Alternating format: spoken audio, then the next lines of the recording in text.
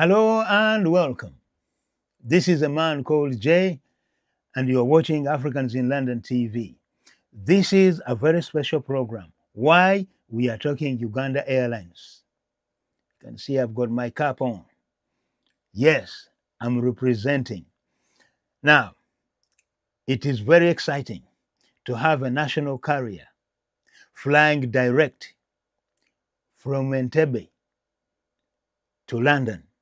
It could be Gatwick, it could be Heathrow. We are happy either way. Now, when I was contacted to come to the Ugandan embassy to have a look what is going on, in fact, it was to meet the CEO of Uganda Airlines, Madama Jenifer Bamuturaki. I thought I was dreaming because it has been like a dream to have an airline, a Ugandan airline flying direct from Entebbe, coming to London. Well, many people believed, many people didn't. As you know, Uganda Airline has gone through so many changes, but now it looks like the wait is over. Before introducing the Uganda Airlines to the diaspora, Madama Jenifer Bamuturaki, the CEO, was welcomed by Her Excellency Nimisha Madivani, the Ugandan High Commissioner to the UK. Let us watch the video. I'd like to thank the team that came from Uganda Airlines, for all the time they have spent and the appointments that we've made. And maybe you can just see a short video on the flight. That's the cranes that are flying, not the cranes that are playing football. And the Pearl of Africa is shining up in the skies all over Africa, in India, and Dubai. And you will hear more about that from the Chief Executive Officer. So without more words, welcome and enjoy the evening, enjoy the food, and make sure you convince the CEO that this plane must take off from London by Christmas so that you go home for holidays. Let's welcome the CEO Uganda Airlines, Madam Jenifer. I'm grateful to be here, but first of all, I'm very, very grateful that you could come over at short notice. When we met 2 days ago, and we were planning our time here, I really needed us to meet the leadership of the diaspora. And we do this in every country where we go, and we do it before we start our flights. I know a team of my colleagues came 2 years ago, roundabout. But before I delve into talking, Ambassador, you hijacked me. Allow me to introduce my colleagues that I came with. Maybe they can introduce themselves. I know they gave their names, but I think it's also nice for you to know what they do, because they are the people that will be running the show, especially one of them. So, over to you, Ade. Good evening, everyone. My name is Chief Officer of the Airline. Yes, I'm not Ugandan, but I'm Ugandan.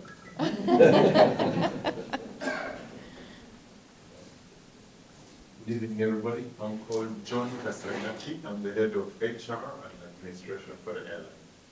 Nice to be seeing you all.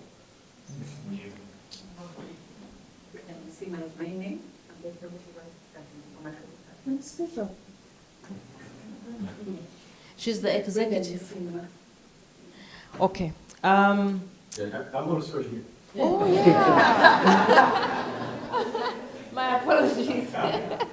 I'm Phil again, and manager government relations coordination. Based on their titles, I think you can see that we've come ready to make sure London happens.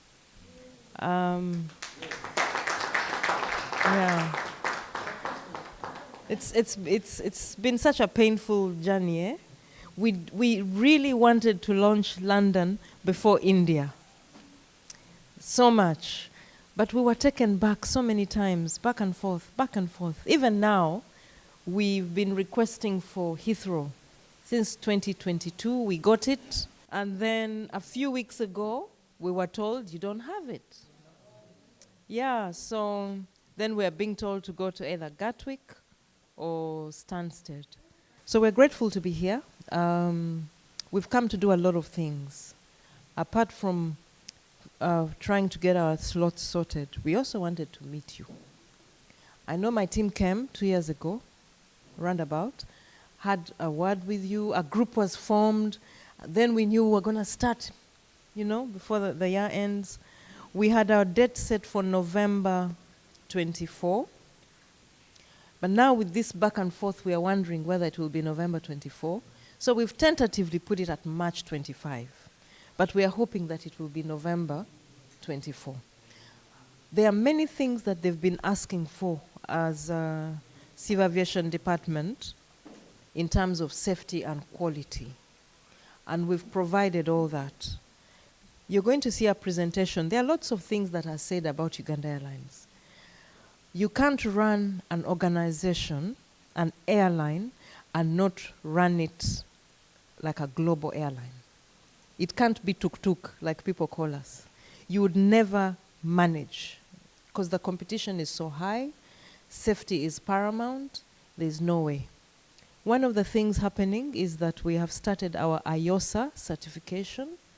That is our IATA safety, I'm paraphrasing it, IATA safety standards process. Once we have our certificate for IOSA, then we can start to interline with the big boys.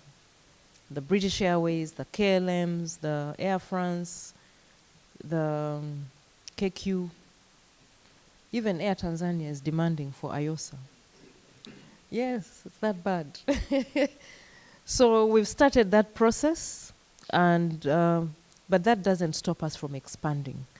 This year of 2024, we have 6 routes planned, and that's Lusaka, Harare, Cape Town, Abuja, Accra, London. We are also working on China. The bad news is if we get China first, and we start China, then we won't have an aircraft to come to London. So it's so important that we start London first. That doesn't mean we won't lease, because as we speak, we have leased an aircraft, and we are using it to fly our flights to Lagos. We launched flights to Mumbai last year in October, and Nigeria, Lagos. So we're expanding to Abuja. We fly to the whole of East Africa, except Rwanda, and it's not political, it's really commercial. It doesn't make sense for us commercially.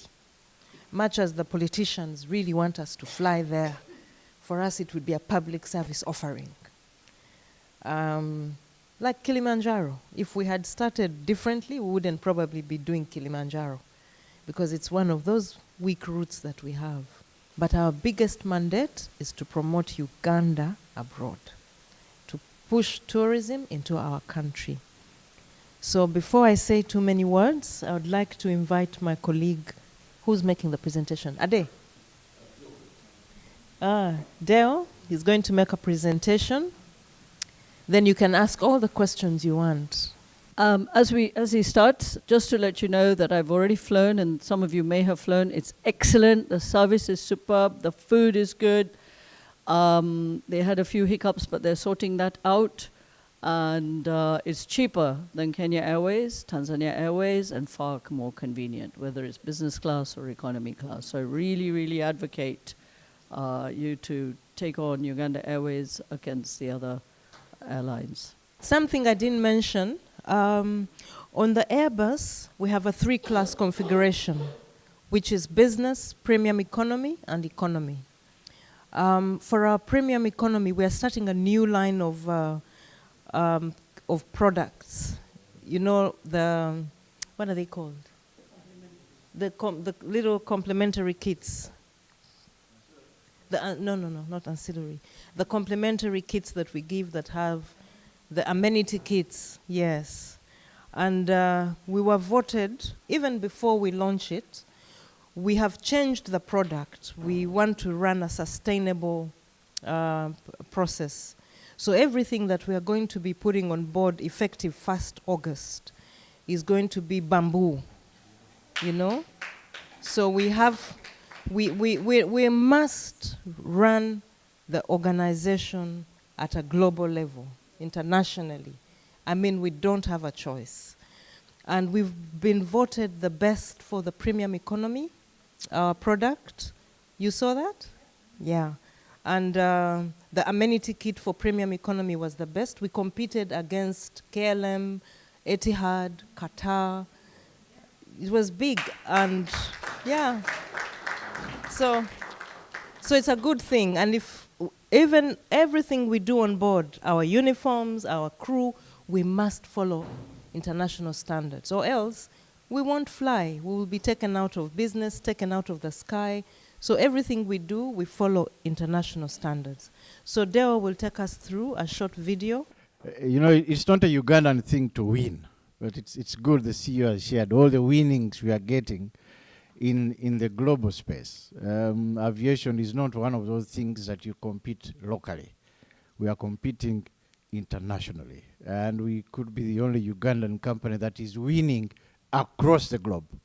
Now, for the diaspora community, one of the things that we have always had to answer is about the ownership of Uganda Airlines. I know that in your circles, there have always been so many rumors from the time we started. Who owns this airline? There were stories about some people who had taken a name. There were people who were saying, you know, it's not owned by government, it's only a name. But here we stated clearly that this is a Ugandan government-owned enterprise. And for the government, it is shared 50-50 basis, not by people, but by departments of government, Ministry of Finance and the Ministry of Works, holding those shares in trust of Ugandans. They do not own them at personal level. The ministry owns in trust of Ugandans. So 100% owned by the people of Uganda. So whatever we do, whatever the CEO is doing, she is only doing it in trust of Ugandans. We have a duty to make it work because it is not owned by us. It is owned by you. You're the owners, and we are just your employees. Started in 2019 with a fleet of 6 aircraft. 2 Airbus A330s, the wonderful aircraft that he has talked about. We will be using them to come here. 3 years in a row, the youngest fleet in the world. Youngest fleet in the world, competing with the big boys. And it's Uganda Airlines with these aircraft that is winning that. So you have an opportunity when we come to London that you'll be flying with the best aircraft in the world.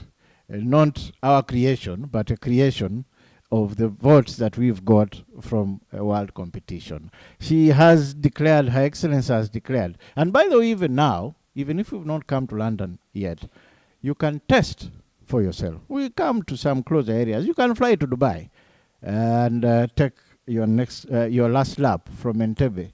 Sorry, from Dubai into Entebbe, or fly from Entebbe to Dubai and then connect. Because some of you, when you're going home, you fly again through the Middle East, either through Qatar or through Dubai.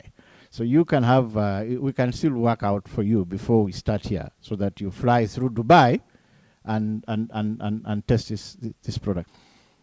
We are looking at the destinations we are expanding into, the current ones that we are doing, the 13, which CEO has already talked about, across East Africa and the wider Africa, and the new ones that she has talked about. Further. Okay, we've talked about our aircraft winning those wonderful awards 3 years in a row. You're seeing the configuration of the A330, 3-class cabin, economy 210 seats. Most of you here are business class. We have a business class for you All of you here can feel it. You can fly all the times you want in the week. We have premium economy, which is the next level, 28 seats, and then the rest is economy. The entire aircraft is 258 seats. If you say it is small, we will buy another one just for you for London so that we can serve you better. Then the CRJ 900 is what we use for our regional flights, flights within the range of 3 to 4 hours. So we are using that into mostly Africa. The services that we do, scheduled flights, cargo. I saw when I used to fear, yes, cargo. That is, and you're seeing general cargo, perishables, mail and courier, farmer, live animals.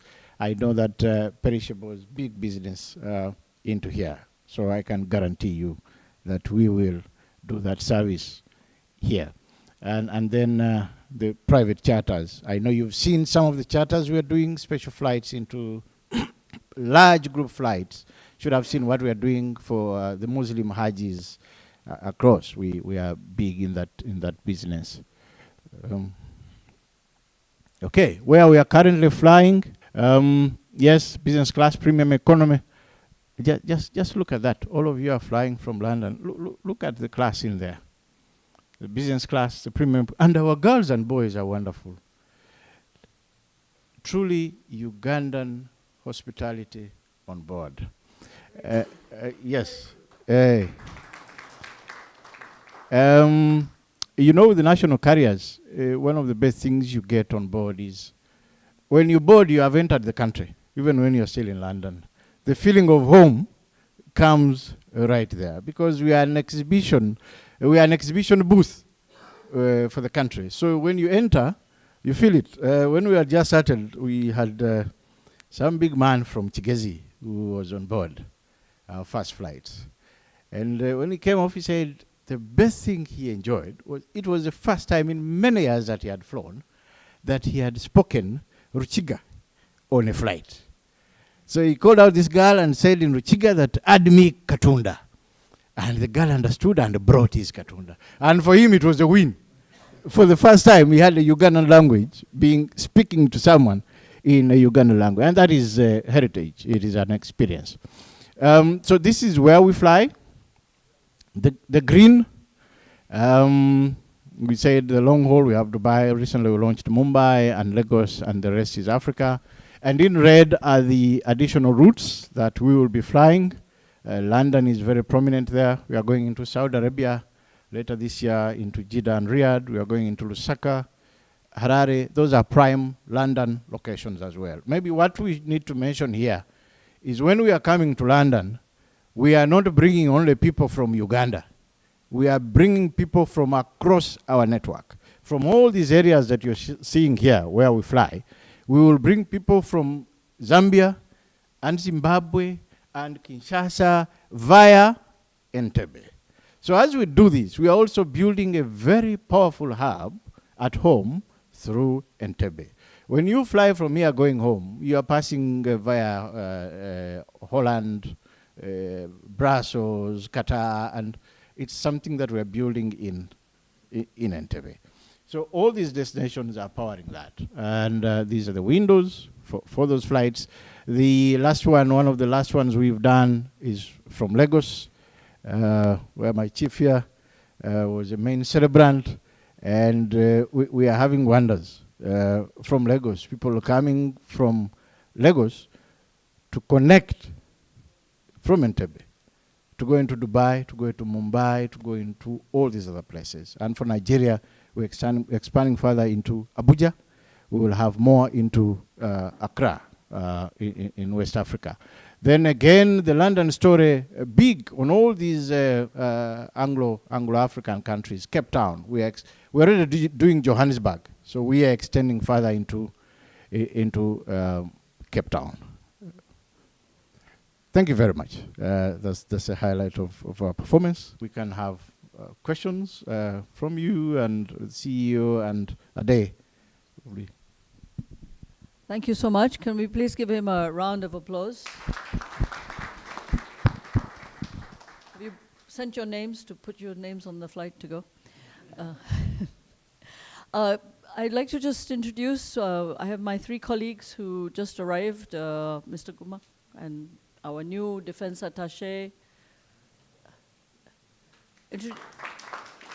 Colonel, introduce yourself, who you are.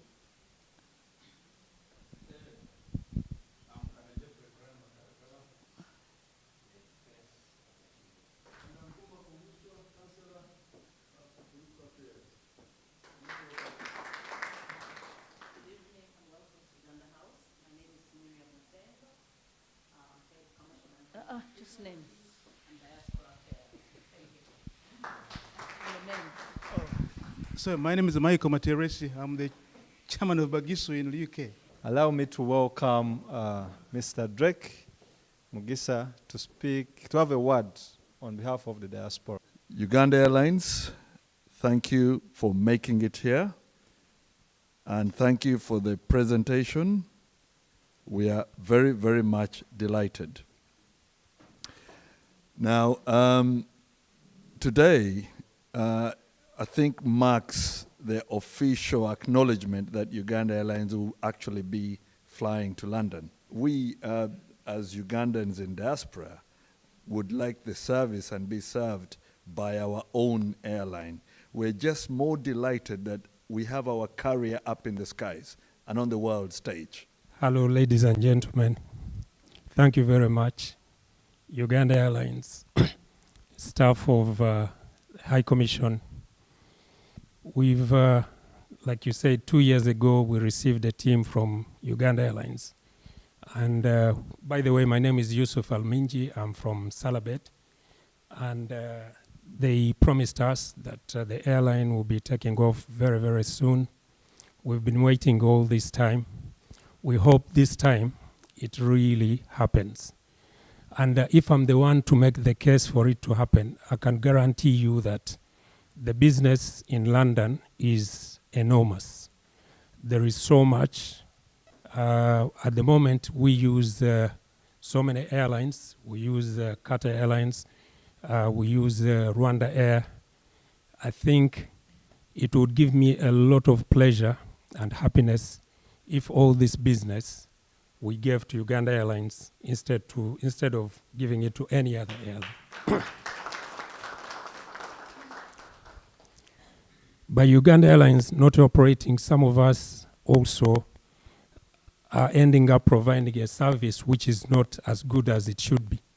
Because like now, for example, using Rwanda Air, they have a tendency whereby if you give them a tonnage, they will take it to Kigali, and then maybe if it's not sufficient, wait for another week. So then we've promised our customers a week delivery, but then we end up finding ourselves delivering in 2 weeks instead. So there is quite a lot of business. As for that, I can tell you for sure, I know 2 to 3 times a week, you shouldn't have any problem whatsoever. Maybe if I just veer off a bit from the airline bit, since we are here at Uganda House, I'll take this opportunity also maybe to just gently and politely request that I know visas were imposed. Personally, I find it a bit of an own goal, but then now since we've got the visa system, if it could be probably simplified, because like Frank said, he changes his schedule just like that. We've got so many friends who do exactly the same.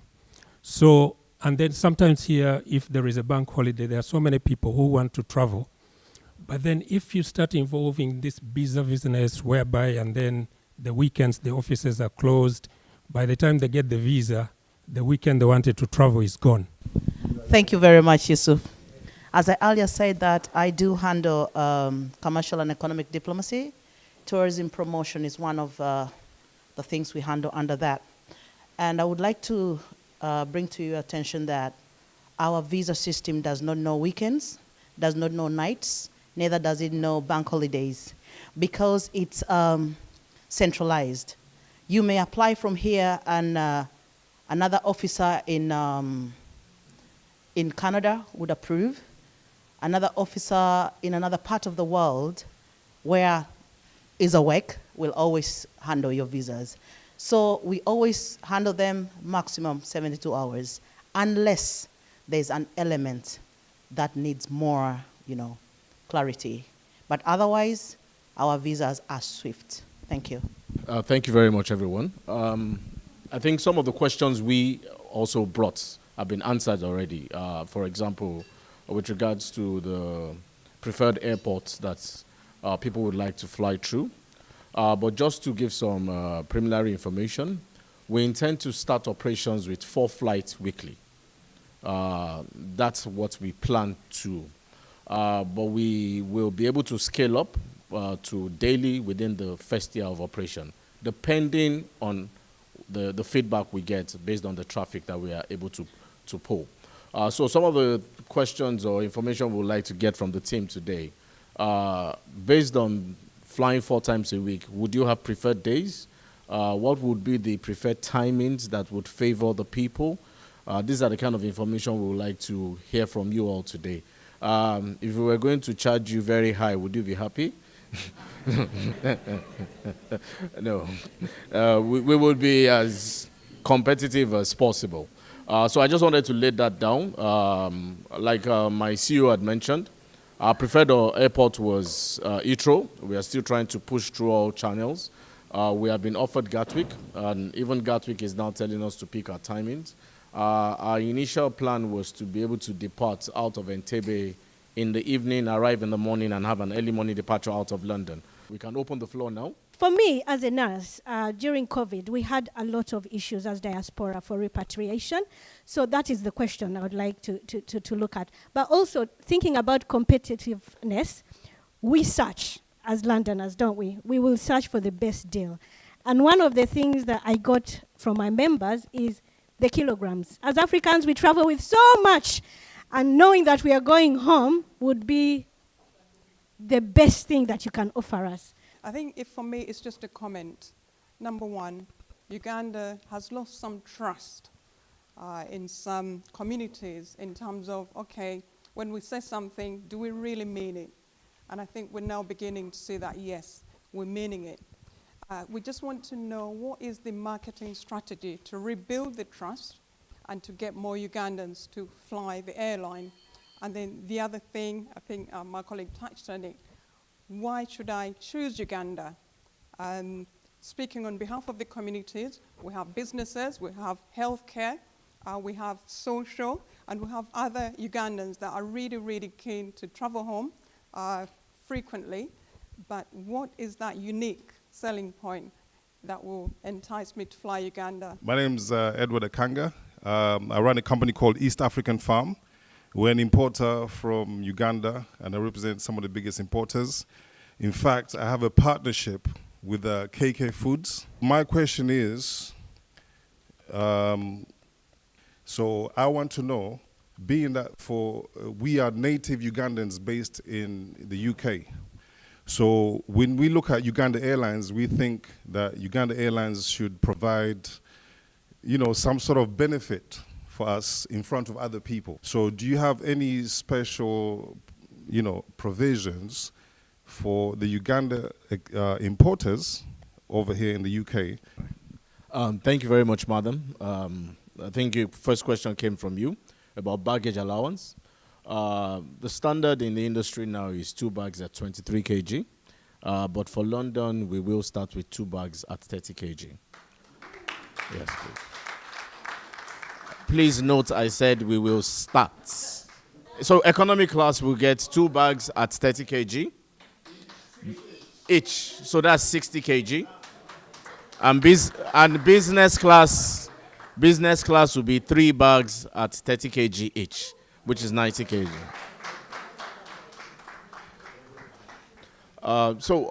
For the second question, you mentioned what is Uganda Airlines USP, basically. We believe in providing the service for people to see what it is. And by that, what I mean is, if you look at our track record in East Africa today, we've not really put ourselves out there trying to sell ourselves. We've allowed the product to sell itself. Like our CEO mentioned, we have one of the best in-flight services today in the market on the African continent. And that is what we have used as our unique selling point. We believe a lot in schedule reliability. For example, we are here today. We've not started to make noise, London coming tomorrow and all of that, because we believe in the integrity of the product. We want to be able to say we are starting this day, and that is when we start. So what I would say is our USP today is that we put our money where our mouth is. What we say is what we will do. And I can assure you, when you test that product, you will have no reason to fly any other airline. Secondly, on this service, we will be the only direct service into Entebbe. That's already is a unique selling point for us. I said on the London service, we will be the only direct service into Entebbe. We will give you the shortest time to be able to, have your dinner here, and by the time you wake up in the morning, you are in Entebbe. We will be able to deliver that. So that is what I would say is a unique selling point. All right. I hope that answers your question. Unfortunately, I can't say we can give specialized cost or pricing based on nationality. No, we really can't say that. I want to say something. I think that's why, as Africans, we fail our own things. We can't possibly say that because we are Ugandans, we should take a cheapie on Uganda Airlines. How will we sustain it? If an Arab went on Emirates, would he get a cheap fare because he's Arab? No, no, no, no, I refuse. I refuse. The best we can do as Uganda Airlines is to give preferential, whereby if you're a Ugandan organization based here, not fronting a European organization, but indigenous organization based here. But you will not get a free offer or much cheaper than somebody, but as long as you have your staff, you'll get the space on the aircraft. But don't come and say that because I'm Ugandan and I'm a national airline and this is our airline, we get people coming on that aircraft and they put one leg here and one leg here and say, chino chintu chafe. On the type of business you're doing, and if we have evidence-based numbers, it is our role to support you and for you to succeed. For Uganda Airlines, and that's also a negotiation between government and the airline. It's a government airline, it's your airline. So it's for us to come and say, look, we have so-and-so based in London giving these numbers to Qatar. Come and prove to me that you're doing these numbers with Qatar, with Dubai, we absolutely go to Uganda Airlines and say, this is evidence-based. He's paying this on KQ, he's paying this on Qatar, he's doing these numbers. In terms of cold storage, etc., that's not a Uganda Airlines issue. Of course, during transportation of whatever your services are, fresh produce, horticulture, flowers, whatever it is, we will get it. We'll ensure our airline and our standards are internationally standard for your business. First of all, I'd like to say thank you very much for the storms that you've weathered, to stand here today and show us that there's a light at the end of the tunnel to bring this airline to London.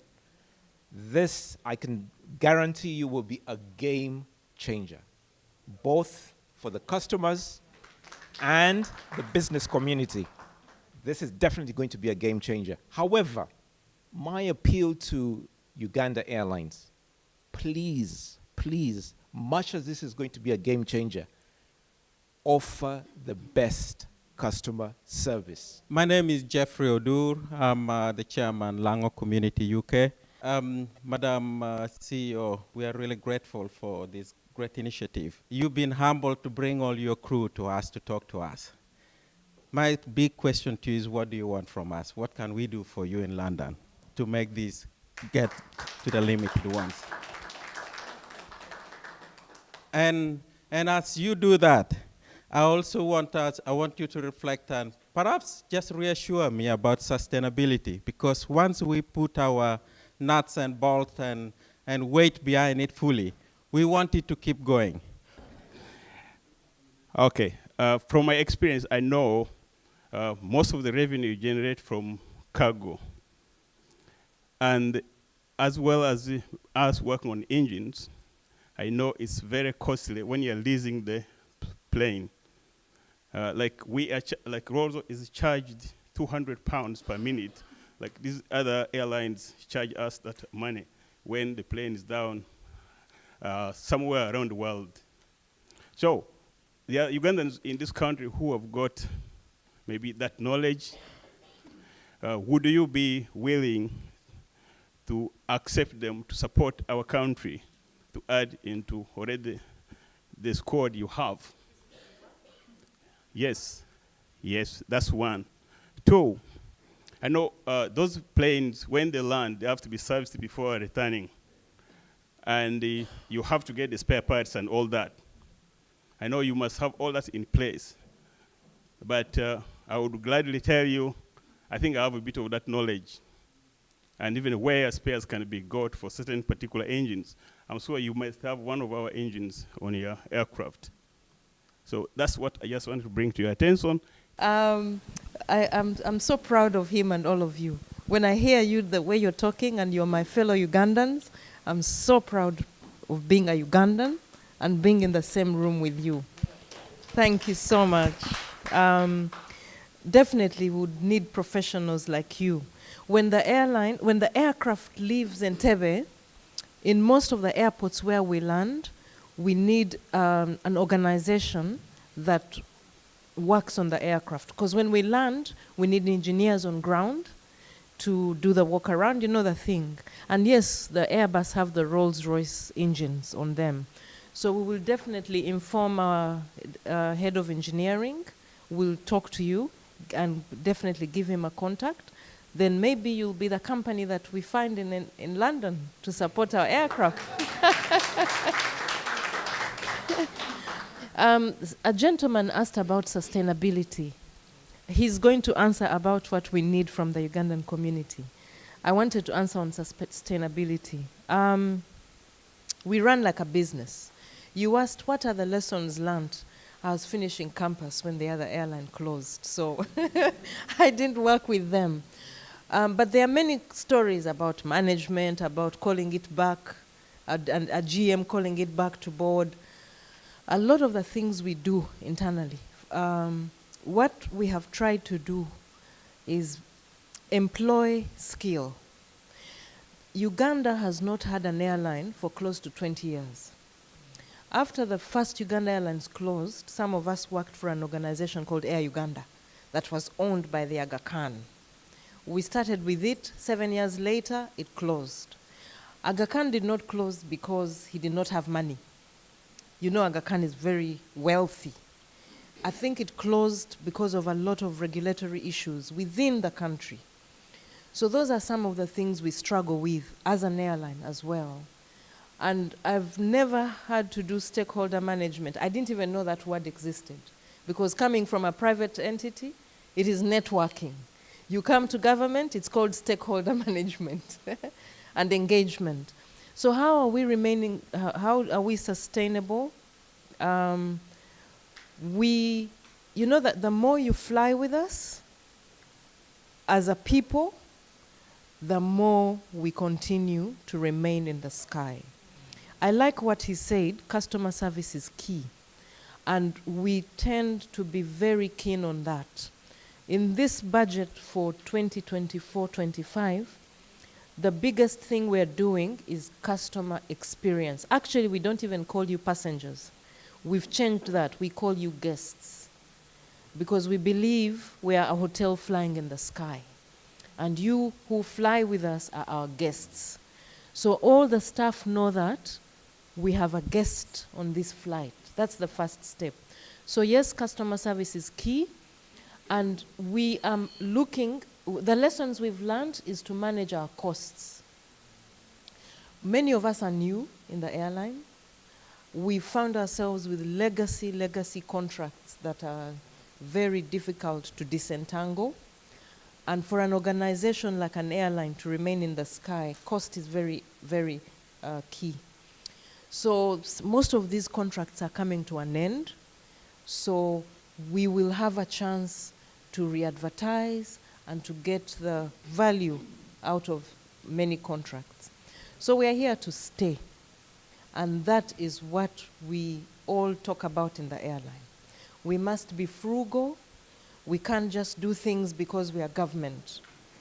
We have to account for every coin. In fact, in Uganda, a lot of people say, that woman, she cannot be helped. She doesn't pay. Because they know that Uganda Airlines, we account for every coin.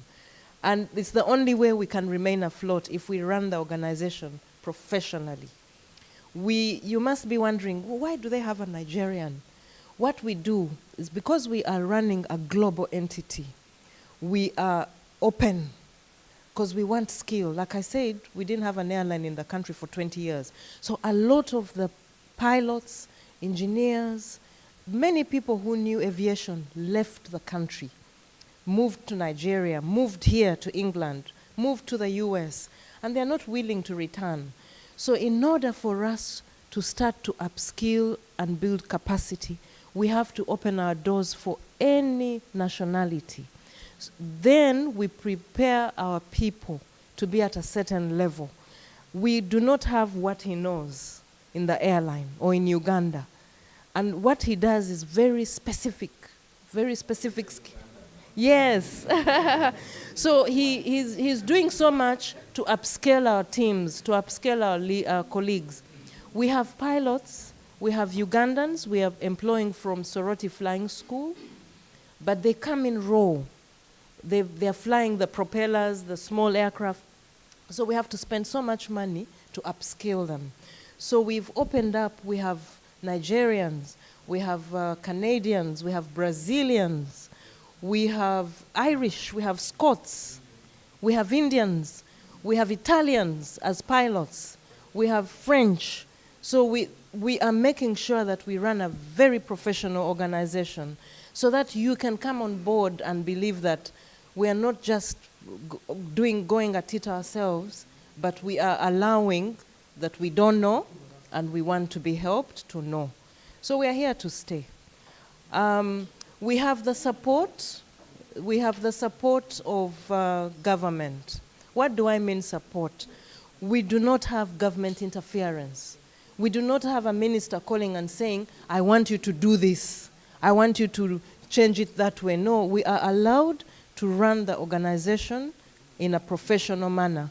And that already is one way of keeping us afloat. We don't have them calling us and insisting, employ this person. They say, look, we tell them, let him apply. So what we've done, we don't actually take physical paper for interviews and applications. You apply online, careers, upload your information. Then it's downloaded and you're invited for interviews. We do psychometrics. So we are trying so much to make sure that we run professionally. That's the only way we'll be sustainable. So we are here to stay. Yeah. Thank you very much, Jenny. Just to buttress my CEO, the best form of sustainability is profitability. So one of the things we're striving at as an airline is to ensure that within the next 2 to 3 financial years, we will be sustainable by being profitable. Maybe if I'm allowed to mention this, as at the end of December 2023, we are generating 83% of the total expenses we are spending. We are getting less and less dependent on the government, and we are aiming to become at least profitable at operational level by the end of the next financial year. The reason why we are gathered here today is because we want to do things differently. We don't just want to put airplanes in the sky and just keep them flying. We want to ensure that we are serving a specific market that we know will be profitable at the end of it all. So to your next question about what can you do for us? You know, an African saying says, if you want to go far, you go alone. If you want to go fast, you go alone. But if you want to go far, you go together. We need everybody here. For every single flight, every ticket each and every one of you can refer, can sell, will help us go a very long way. We don't know this market. You are the market. And that's why we are here to engage with you. So the one thing we want from you is your help, your guidance, your referrals, and your patronage, definitely. That's what we actually need from you. We run a very, very open business. Our doors are open. We will ensure that we give the best customer service referring to you, sir. It's one of the things that we're striving at to ensure that we are the airline of choice for the business and the leisure traveler. And we don't just want to do that. We don't want it to be, I don't want people to fly because they are Ugandans. No. I want them to fly because they love the product. And that's the primary thing. So what we require from you is your help and your support in this market. Anything you think we need to know, let us know, so that we can put our best foot forward and ensure that we are sustainable and profitable. Hello and welcome back again. The name is a man called Jay, and you're watching Africans in London TV. That was the presentation from Jenifer Bamuturaki, the CEO of Ugandan Airlines. But she brought a whole team here. She came with the head of HR. She came with the chief commercial director. She came with Deo Nyanzi, who actually did a great job in presenting what the Ugandan Airlines is all about. So until then, we will meet on the flight from London to Entebbe, or Entebbe to London.